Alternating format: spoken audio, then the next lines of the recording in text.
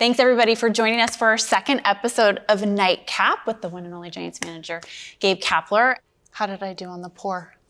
Excellent. Did you all see that I poured this time? I poured. Yep. Okay, so cheers to you. Oh, It's cheers. a long reach, I know, and eyes. I remember the eyes. So this is Lefroy. It's a 10-year sherry oak finish. It's lovely. Is it lovely? Mm-hmm. Okay. All right. So it's some notes on this for those of you at home that want to try this. It comes from whiskey and sherry casks, honey, bacon, maple syrup. Taste any of those yet? A little bit, yeah. A little bit of the bacon Okay. for sure. Smoke. Smoky, yeah. Seaweed. Seaweed. Seaweed. It's an And interesting salt. tasting note. Okay, here we go. Bottoms up.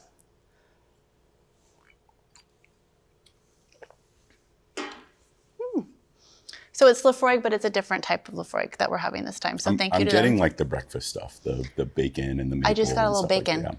I think it's really interesting because that's what I learned with you last time, was letting it sit for a minute because different smells and flavors come through as it sits there in your palate. Yeah, that's definitely been my experience. And sometimes like you're halfway through a glass and you taste new things and smell new things, and so it makes it fun. That is kind of fun. So we're in the Cloud Club. Have you been here before? I have for a sponsors event. Yeah. It's a beautiful venue and really nice to be able to see the bay too. One of the things that the Cloud Club offers, and I wanted to ask Gabe if he might like this in the dugout, is heated seats. From time to time, heated seats would be good in the dugout.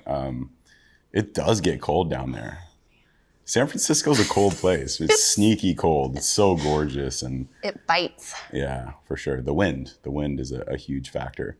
So we went to DC on this last road trip, as you know. We went to DC and Cleveland and New York. It was cold in Cleveland. It was like in the 30s. But then when we came back, it was windy here and it felt just as cold here. So we're all kind of bundled up in beanies. And you know what piece of clothing that I think might make sense for baseball players going forward?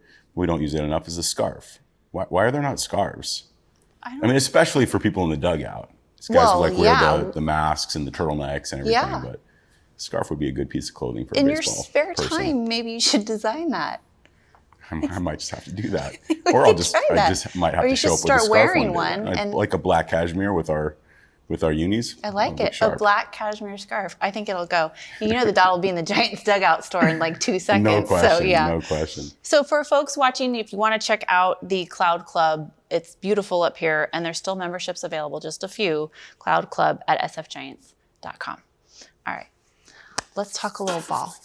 So I love that you're able to, you really seem like somebody who can compartmentalize, and that's like an essential skill in this game. But you got a month under your belt now, as we sit here. It's a month into the season. And you guys it is a tight division, as expected. You're hanging in there with them. What are your takeaways after a month? I think we've played some good baseball at times. We've also been not quite as consistent as I'd like us to be. Our pitching up until this past series with the Nats was excellent. And in particular, our bullpen was really lights out. So anytime we got into those middle innings with a lead, our starters were excellent too. I felt like we had a chance to win the baseball game. And our offense was coming up with some timely hits early on. Part of the reason I think we've had some inconsistencies is because we've been without some of our best players all season long. Evan Longoria has been down. Tommy La Stella has been down. We've had some COVID issues as well. So those things have led to some inconsistencies. But what I will say is that we're not alone. There are teams all across the game that are dealing with the same sort of challenges. So it does us no good to be thinking about those things. So far, we're in a good spot. We've played good baseball, and I think we can play better baseball. I think people ask some interesting questions of you and other managers in the game, and it could come across probably as not a very thoughtful question, but I understand it. When you have the run of pitching that you've had in the month of April, and then it has a breakdown of sorts, do you look to identify what that could be?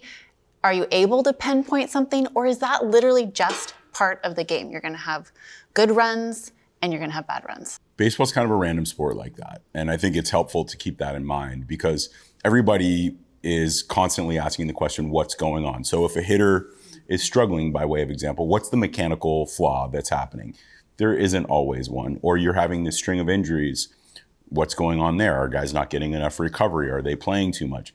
that's not always the answer either. I think it's helpful to be looking for the reasons why things are happening, but baseball is very much a game of ups and downs. So I think it serves us well to kind of stay even and calm through those and really understand that things will change. It's kind of a stay the course mentality. And I think the perfect example of that is Darren Ruff, right? We're through a month of the season. If you look up and take a peek at Darren Ruff's stat line, it's not great so far. But what I'd say is he has had excellent at-bats. His strikeout rate is right where it is normally. His walk rate is right where it is normally. And some of the contact that he's made has been exceptionally hard. It's been right at people. He hasn't been rewarded for some of those good at-bats. Over the course of the next month, the likelihood is those numbers on the scoreboard will rise simply because he's doing the same thing. So there isn't always an adjustment. There isn't always a change. The best thing that we can do for our players is understand that they're going to go through struggles. And there isn't always an answer. Right. Right? Yeah. And I always feel like everybody's asking you for an answer. What can you tell us about? What's going on with? And sometimes it's like, there isn't. And she's, I also think numbers in baseball are so deceiving to how the player's actually doing and what you're looking for. Like what you see in Darren and the good at-bats. I think that's right. And I think our responsibility when the questions are coming, like what needs to be done, is to acknowledge why that question is being asked. Yeah. Makes perfect sense. Of course, you want to know like what the fix is. What's wrong with him? Right. And the cool thing is that our coaches are right on top of it, right? The players themselves, they're right on top of it. They're working their asses off in the cage. They're working their asses off out on the field. Sometimes there's nothing that can speed up a stretch of poor performance. You just kind of have to stick it out. So you guys have been hit with a little bit of bad luck, like, as you mentioned, with injury and with illness. I want to know if you'll share, because I thought about this the other day. You never know where this is going to go. We don't know. We're not sure. Are you going to share about this or not? Because I feel like you have to protect who you are to a certain extent, and I totally get it. You're out there in the public all the time. But when I heard about Duggar going down, Yaz having COVID, Belt having, it just escalates. And I just looked at my husband and I said, I had to interview Gabe on Sunday, and I just want to know if he ever says, no, get out of my office. Don't come and tell me that another person's hurt.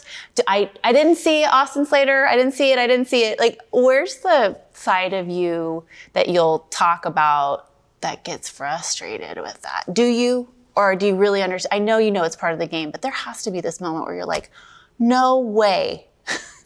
No more. So I was pretty frustrated when I heard Belt had COVID, right? That one was really disappointing. We were coming into this national series feeling really good. And what I'll say is it's really not helpful for the people around me if I'm laying my frustration on them.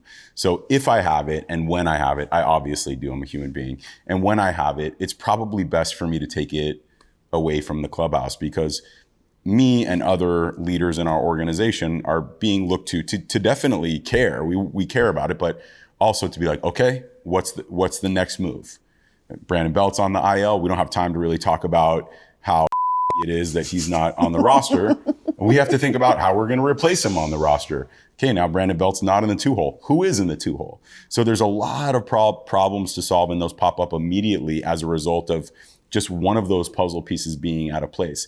It really doesn't serve us well to spend time like dwelling on it. It's not to say that we don't get frustrated. It's not to say that we don't feel it, but just we probably have to turn the page as quickly as possible. That's why you're the manager and I'm not, because it would break me. Yeah.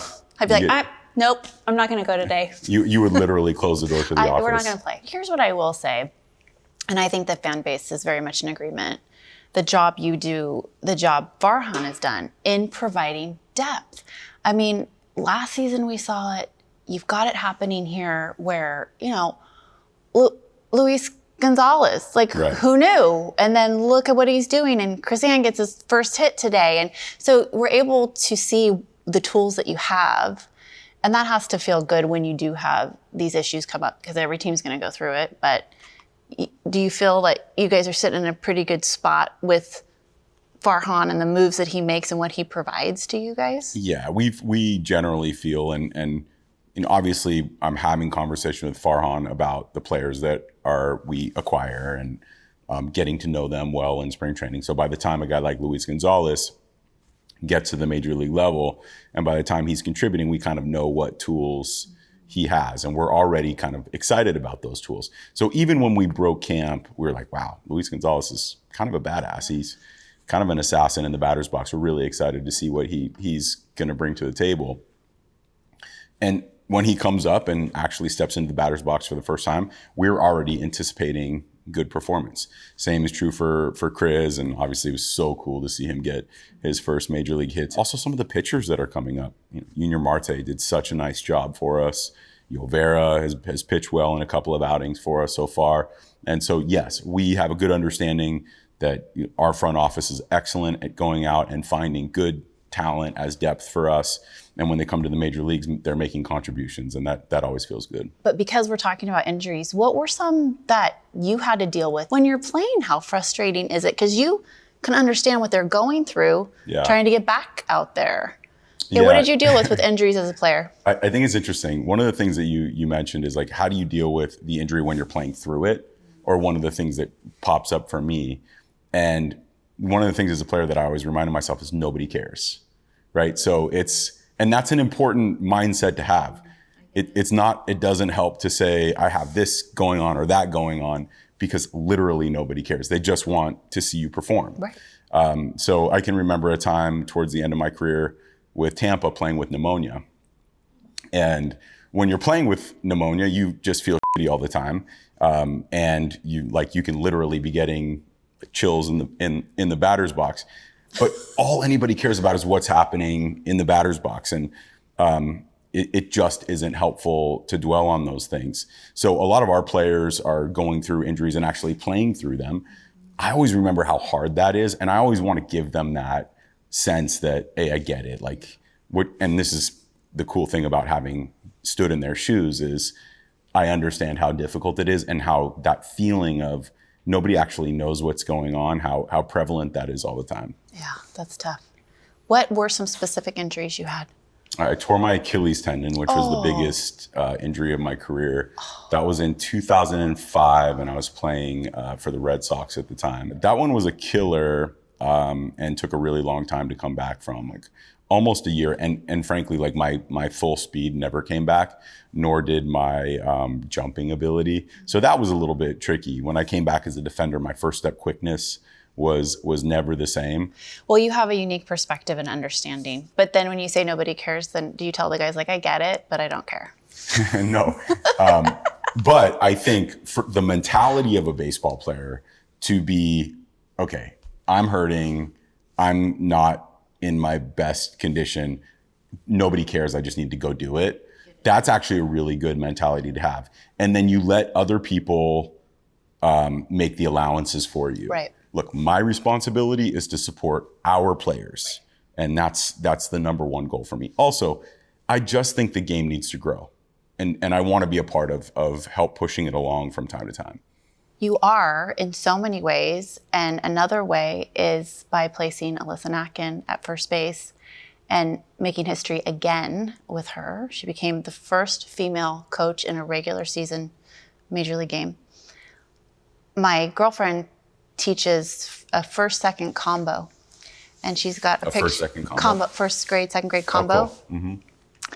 And she sent me a picture of two little girls that were talking about Alyssa Nakken. They're 6 and 7. And Alyssa's becoming a household name. I don't even think Trailblazer is, gives her enough credit. But what was that moment like for you to witness? My initial instinct was, we're just putting a good coach out there to coach first base. I mean, literally that was it. I just hadn't really put together the magnitude of the situation because, again, we're handed a problem. That problem was Antoine Richardson was thrown out of the game. He shouldn't have been thrown out of the game, right. But he was thrown out of the game. Right. So now we had a job to do. And just like we would pinch hit for somebody if they had an injury, you're looking for the best option to pinch hit. So my initial read was, let's get Alyssa out there because she's the best option to help us win the baseball game.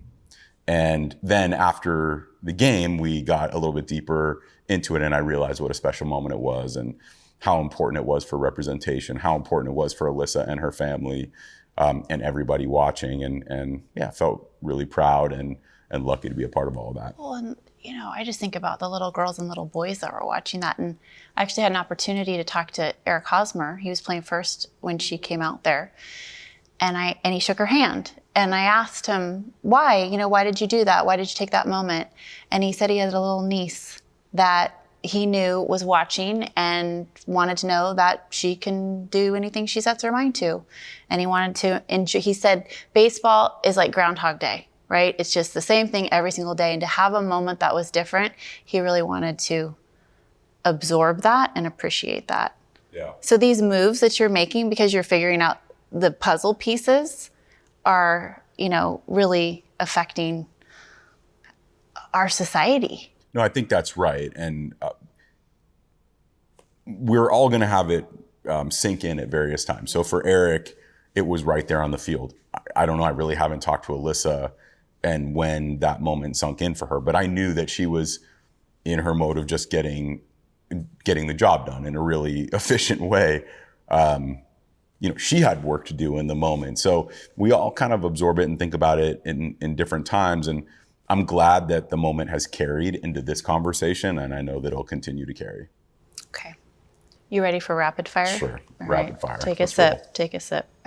Favorite baseball movie? Favorite baseball movie? I like Bull Durham. Yeah, it's a good one. So I'm not good. big, to be honest with you, I'm Not big not on big on baseball movies. Okay. But Bull Durham's a good one. Okay. You've probably been asked that 8 million times too. Favorite actor? Male or female? Denzel is high on my list. Just everything he's ever been in. You know who my favorite actor of all time is Tupac Shakur. He Wow. is Tupac was a better actor than he was a rapper. It's so sad that he died when he died because He was gonna have right an on amazing- he was right on the cusp. Yeah. mid-20s. So he was going to go out, put out amazing music and amazing collaborations, but his acting skills, unbelievable. Go check out Bishop in Juice. He played Bishop in Juice. Sensational. Really, Okay. really incredible. All right. Good recommendation. Hidden talent. Don't say none. Don't say none. Can you juggle? Can you sing? I'm a really good listener. You are. You are a good listener. Can you sing? No, But you love music. I can write poetry. Oh. Yeah, you did a haiku for somebody in spring. Oh, was it Jock? I think you wrote a haiku for Jock. I can do haikus. Oh, good. Okay, maybe next time you'll bring one. Sure. All right. Who was your favorite baseball player when you were a kid? Fred McGriff. Oh, he's a good one. Yeah. How about you? My favorite baseball player growing up, I had two because I was Petaluma, which splits Oakland and San Francisco. So nobody better give me any crap on that. Dave Stewart. Yeah, that's a good one. Yeah. And Will Clark. Two amazing choices. Yeah. Loved Ricky Henderson. He was pretty high Ricky up there. was unbelievable. Yeah. Pet peeve. What does Gabe Kapler So hate? everybody should have a pet peeve Yeah. on like the tip of their tongue, right? I don't really have one. Then you have to think about it and come back. Yeah, of course. You're going to ask me what about mine you? is, Yeah. huh? Bad grammar. Bad grammar. Ooh. Okay. Really, really. So is it bad grammar like in texts? So if somebody Yeah, like in an email. Here I am in a. that didn't bode well for me. Right. In an email, like if it's a professional email, somebody's inquiring about something, they want your help with something, but they didn't take the time to spell your name correctly. That's a big one, right? Those get me. Yeah. Because that's not thoughtful. That's rushing through it. And yeah. That's helpful. As you were talking, you gave me a little bit a lack of accountability. People who blame things on other people don't take personal responsibility. That's a good one. Is one of those, yeah. I'm down with that. Fan questions. Okay. Okay? This is your last run. You are so great to be here for this, by the way. I love it. Hey, Gabe. That's how it starts. That starts. Hey, Gabe. Since it seems like you have meshed perfectly with the San Francisco Giants and the city of San Francisco, what is it about this environment that makes it the perfect place for you to not only develop as a manager and win, but to be satisfied in your day-to-day life? It's a big question. Yeah, there's a lot there. There is a lot there. But I guess just what works for you in San Francisco. We'll simplify. So I'll say first the physical beauty of the city. So it's just nice to wake up and see hills and water, and it's crisp, cool, windy, lots of different terrain, great restaurants, great bars, and a spectacular ballpark. So those are like the base level things. Great history to a progressive city, city that cares about its people and people that care about the city. Do you spend a lot of time at Oracle when you aren't busy with the team? And do you have a spot that you like to hang out and get away from the world? You're awesome, Mr. Kapler. Keep it up. Oh, cool. That last part was especially important. I spend a bit of time at Oracle when, we're not working out. I just like being here. I'm just looking at it right now. Yeah, it's not a bad place to be. It's a gorgeous place, and spend some time just like kind of walking around the outfield. Sometimes I'll make phone calls, but you'll see a lot of our coaches. We do some. This is going to sound a little kooky, but a lot of us just like kind of take off our shoes and walk around on the grass and spend time out there. Yeah, I've seen it. It's like a park. This fan, I actually put down his name because it was the funniest question I'd read the opening. It's for Michael Rotter. Well, I'm probably going to get ignored, but why hasn't Luke Williams been given more consideration? I mean, after all, Estrada could use a break, and Williams is an excellent player. It's totally fair. Williams is an excellent player. And I think in part, Estrada has played really good baseball. That's number one. It's hard to take him out of the lineup. Jason Vossler has played well. So Williams plays third base, second base, plays all three outfield positions as well. Versatile dude. But we just have other guys who we have prioritized, but totally understand why fans would love Luke Williams, and his teammates love him as well. I love him. And we hope that we have an opportunity to get him more playing time because we believe in him. Yeah. Good hair, too. Oh, excellent. Good flow. Yeah. Excellent. Last one is your favorite Giants jersey. I like the traditional ones. I mean, I like our home creams. Yeah, that's probably my number one. What about you? You like the City Connects? I do like the City Connects because I like how I like your record in them. Right. Our record's really good. I like to see something new happen and watch kind of the chaos about it and then what settles people down about it. Yeah. And winning settles everybody down. I love it. Winning I call it the best everybody. deodorant. 100%. Winning makes everything smell good. Yeah. 100%. What I will say is, I think with things like the City Connect, and to your point, anything new, time is the thing that helps the most. Scarf. Yeah. Just give it time. Yeah. I have a surprise for you. Okay. Okay. So last show, I asked Gabe, what pairs well with Scotch? Oh, yeah. Oh, cool. And he said meat. Oh, and this he said, is lovely. He said cheesesteak. Or cheesecake. I mean meat. Cheesecake. Cheesesteak's good too. And that's good too. Cheesecake. Oh, wow. So my soccer girlfriend is a baker. So she made this for you to try.